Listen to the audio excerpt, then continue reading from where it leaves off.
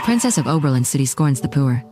And I'm the biggest thorn in hers, and I live in squalor but am specially admitted by a prestigious college meant for the rich. What right does a peasant like you have to study at the same college as me? Nails appear on my seat, and the shampoo in my bathroom is switched to glue. Chantal Gorman even daringly tries to ram me over at the campus entrance, all because I'm a poor young woman from the countryside. To survive, I set my sights on her father, a perfect gentleman. He's a domineering CEO who's never had a shortage of women in his life.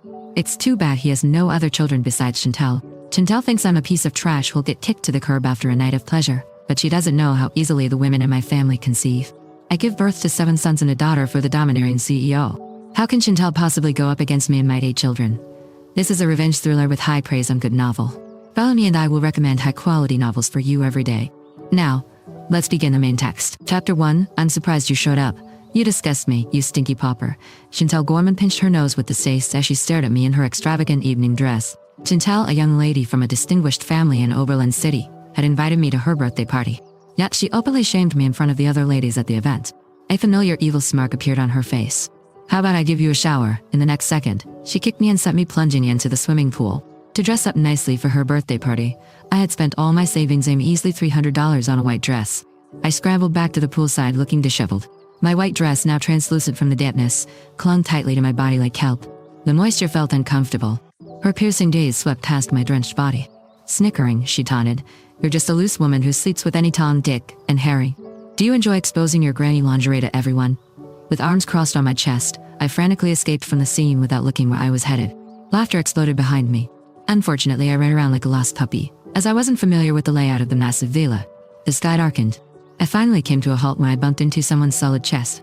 My nose was immediately filled with a woody scent. Touching my reed nose, I whispered an apology. "I am sorry." I heard a soft chuckle from atop. The man spoke in a beguiling voice. "Hi, kitty cat. Where are you from?" I looked up when I heard his attractive voice, and I momentarily lost myself in the beauty of his chiseled features that looked even more perfect under the moonlight. The man checked me out as well.